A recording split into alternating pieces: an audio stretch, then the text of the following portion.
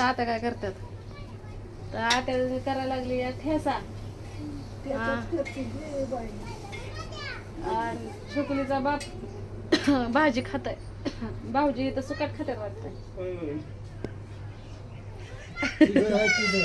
काय मी म्हणते सुकाटच आहे तिकडाची भाजी तांदूळाची भाजी चांगल्या चपात्या करते आपल्याकडे शिकायला तिकडे शिकते शिकवत लागलं नाही शिकून काय करायचं कावीला रडली बघा का तिला लय लेक्चर दिला ते बोललं तर रडते तिला बोलायचं सोडून दिलं आपण इथेच तुला तिला माझ्या समोर इथेच मी काय म्हणतोय का आता काय होत नाही या. इकडे कावे अजून बी रडते आत्या बी बोलत नाहीत भाऊजी बी बोलत नाही कोणच बोलत नाही आणि तरी पण हो का रडते अजून बी रडते मग काय दुःख आहे नेमकं सांग की ये इकडे दोघे इकडून बस आजीपाशी काय काय त्रास होतोय तुला तिला काय त्रास होतं ती बी सांग नाही बसायची. फक्त माझं काय मी तिला काय म्हणलं माहितीये का फक्त इकडे तिकडे मैत्रिणींकडे जाऊ नको आपल्याला मैत्रिणी तेच म्हणतो फक्त कुणाच्या घरात जरा तुला शाळेसाठी पाठवलं मैत्रिणींसाठी पाठवलं नाही आणि जरी तिच्या मैत्रिणी तिला आंघोळीला पाणी देत असते आणि 2 टायमाचं भाकरी खाया घालत असते आणि तिच्या शिक्षणाचा खर्च करत असतील तर मैत्रिणी पैसे बिंदास्त जाऊ द्या तिला राहू द्या की मग आम्ही काय म्हणतो हा तिच्या मैत्रिणी जर सगळं तिचा खर्च उचलत असल्या तर तिला- येता जाता हळूच बोललं तरी ओ करते ही आहो बाहेरच येते उठून आणि तिला माहित आहे मी घरी सुद्धा तिला किती अडवते पण ऐकलं का तिनं मी तिचं हॉस्टेलचं करत होती तर थांबा आता कॅमेरा बंद करते अगोदर तर- टेन्शन नाही तर ना इथं खाण्यापिण्याचं काय टेन्शन नाही इथं बसण्या उठण्याचं काय टेन्शन नाही तर टेन्शन फक्त हिला काय आहे की बाबा आजोबा ती कीर्तन बघतात आणि हिला ती बघू वाटत नाही मग मी तिला काय म्हणलं त्या आता त्या आजोबाचं ती काय आज नवीन नाही तुला शाळेला टाकले हा टीव्ही बघत बसायचं बसण्यापेक्षा आपला 2 पुस्तकं वाचली 2 पानं वाचली तर ती वायाला जाईल का टीव्ही बघून पोट भरतंय का एक दिवशी तिथंच असतंय ते एकटीच असतं आम्ही तर का जात नाही इकडे ते दोघंच असते ती का भाऊजी तुला किती हुडकत होतं माहितीये का पर त्यांना शेवट मला फोन केला जाते का आता भाऊजी हे कुठं नाही ना कोपऱ्यात ते हुडकले का नाही हा तिकडून आलती दुकानाकडून ती त्याची पोरगी ती हा. मला बघितली की चिकट मी म्हणलं का पळती थोबाडात मला द्यायची असते दिसायचं नव्हतं. भाऊजी म्हणते तिला खवळू सुद्धा वाटत नाही कारण खवळलं तरी रडते मग मारायची तर गोष्ट लांबच आहे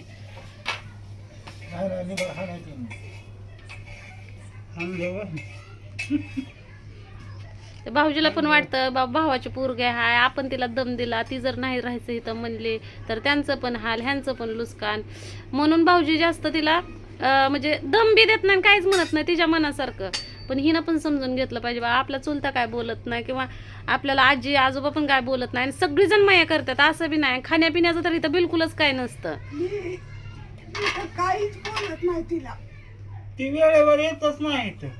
येतच नाही केव्हानीच असते कवा मी ये नाही तर काय बी कर. 8 वाजता गेली का नाही ना मग कवा शाळा भरते ते माहित नाही ती म्हणली 11 वाजता एकच दिवस म्हणली 8 वाजता कसं बाहेर जाते तू 8 वाजता काय असतं मग अगं आमची आता दुसरी खेप होती या दुसरी खेप होती म्हणून 8 वाजता जात आहे मग उरकायलाही उशीर लागतो ग मग तुला उशीर इथं होत असला तर मग राहा हॉस्टेलला तिथल्या तिथंच उरकायचं आणि तिथल्या तिथं शाळेत जायचं आहे का नाही मग ती पण बरं पडतंय तिच्या म्हणायचं तास होतं आपण काय बोलत नाही फक्त तिला हॉस्टेलचं म्हणलं की ते नाव रडती आहे हे तर राहू नको म्हणलं की रडते म्हणजे तुला रडायला काय प्रॉब्लेम आहे राहते की हॉस्टेलला राहते ना आता आज शनिवार आहे मग आज बी सुट्टी मी उद्याची बी सुट्टी माझी कामावरच्या 2 सुट्ट्या होतात काल बी सुट्टी परवा दिवशी 4 सुट्ट्यात झाल्या होऊ दे की कामाच्या मग माझ्या होऊ दे की मग बाप आहे की तिला मग हाय हे, मग राहू हे दे. राहू दे हे येते ना हॉस्टेलचं बघून मग मी जाते आज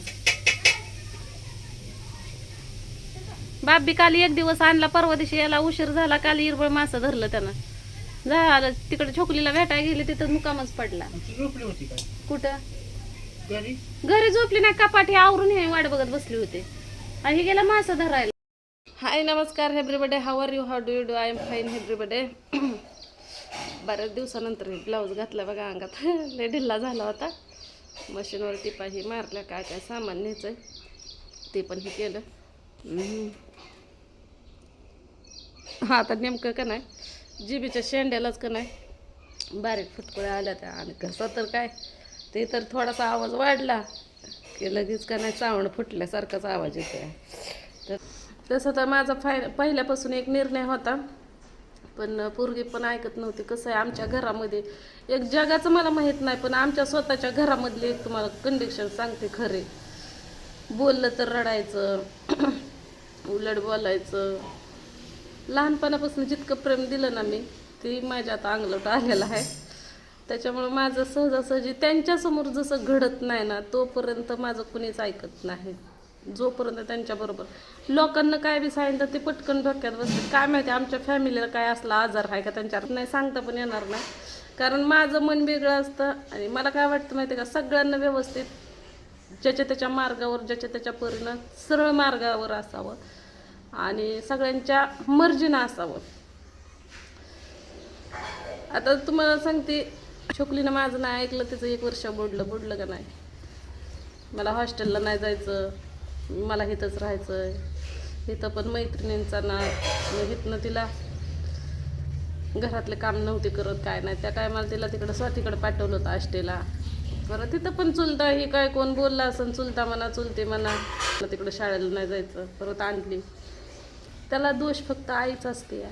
मी ह्या गोष्टीला झुरत बसते की मी जन्म देऊन माझे लेकरं माझं नाही ऐकत आणि लोकांना वाईट जरी सांगितलं काय जरी सांगितलं तर त्यांचं ते ऐकतं. त्याचं मला वाईट वाटतं आणि मग वाटतं त्यांना मारून हाणून काहीच होणार नाही. त्यामुळं गेल्या वर्षी छोकलीची शाळा बुडली.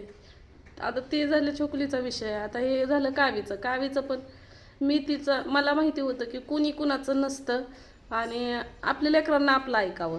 लेकरं काय माझी ऐकत नव्हती कोण. आता विषय आला कावीचा, तर कावीनं पण तसाच निर्णय घेतला. तिला कुणीतरी सांगितलं की तू तिकडं हॉस्टेलला जाण्यापेक्षा तू इथं राहा, असं कर तसं कर. कुणाला दोष द्यायचा पण नाही काय नाही, पण कुणीतरी तिला सांगितलं. मग ती त्याच विषयावर ठाम राहिली आणि असंच बसून बोलत असल्यानंतर सगळेजण म्हणले की राहू दे इथं असं तसं. बघा विषय मुलाचा आला तर त्याला ठेवून घेतात, पण मुलीचा विषय असला तर तिला सहजासहजी का नाही 1 रात्र जरी ठेवून घ्यायचं म्हणलं तर जरा प्रॉब्लेम असतो, अडचण असते. मग म्हणलं चल पोरगी आपली अशी म्हणते ना, तिला पण दुखवायचं नाही तिला पण रडवायचं नाही काय नाही. तर म्हणलं तिला पण वाटतंय ना इथं तिला करमतंय किंवा हॉस्टेलला नग. आणि ज्या शाळेमध्ये ती जाते ना ते हॉस्टेल पण आहे मुलींचे आणि शाळा पण आहे, म्हणजे जाऊन येऊन पण करू शकतात. तर मग कावीला मी समजावून सांगत होते, काव्य कोण कुणाचं नसतं आणि कुणाच्या भरोशावर पण ठेवणं तुला चुकीचं आहे. मी तिला लय समजावून सांगत होते, पण ती नाही म्हणली मी इथंच राहणार म्हणली आणि मी इथूनच जाऊन येऊन करणार. आता तिला पण माहिती होतं की इथं आपले आईबाप नाहीत, आपले आईबाप आता बाहेर जाणार आहेत, आपण इथं काय करणार. मग तिला ठेवलं होतं. तुम्हाला तर माहितीच आहे नाता भाऊजीच्या इथं ठेवलं होतं. पण नाता भाऊजी चांगले आहेत बरं का, त्याच्याबद्दल काय वाद नाही. पण जे साईडचे असतात ना तर ती सांगत होती कशाला ठेवून घेतले अमकं फलानं बिस्तानं. आणि जे आम्हाला आवडत नाही की आता आम्हाला आवडत नाही की पोरीनं आपलं घर सोडून दुसऱ्याच्या घरी जावं, दिवसभर बसावं. जेणेकरून ती काय शाळा सोडून बसत नव्हती, पण असं रविवारी सुट्टीच्या दिवशी. आता काय तिला इथं सोडलेलं अजून काय 8-15 दिवस पण नीटनेटकं नाही झालेलं, म्हणजे 15 दिवस झालं असतील कदाचित. पण ती पण ऐकायला तयार नाही. असं नजर चुकावून ही ती तिकडं जाणार, शाळेला यायला लेट करणार, कारण शाळेतनं आली की पहिलं मैत्रिणीच्या घरी, तिथनं परच्याला घरी. मग असं शाळेत जायच्या अगोदर पण लवकरच घरातनं बाहेर निघायचं, मैत्रिणीकडं जायचं, मग मैत्रिणीबरोबर शाळेत. मग अशा गोष्टी व्हायला लागल्या. मग नंदचा फोन आला आहे, ते साक्षी पण किती मला बोलली बघितलं ना.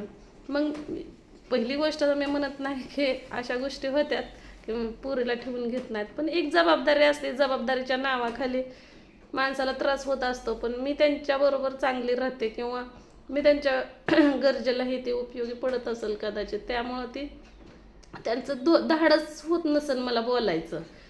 पण ही सगळं का नाही फोनवर किंवा माझ्यासंग बोलणं होतं असेल किंवा मी ते असताना माझ्यासंग बोलणं होतं छोकलीच्या बापासंग. पण छोकलीच्या बापाला पण आता त्यांना काय घेणं देणं नसतं. कुठं बी राहा, कुठं बी काय बी करा, काही त्यांना काही त्याच्यामध्ये इंटरेस्ट नसतो.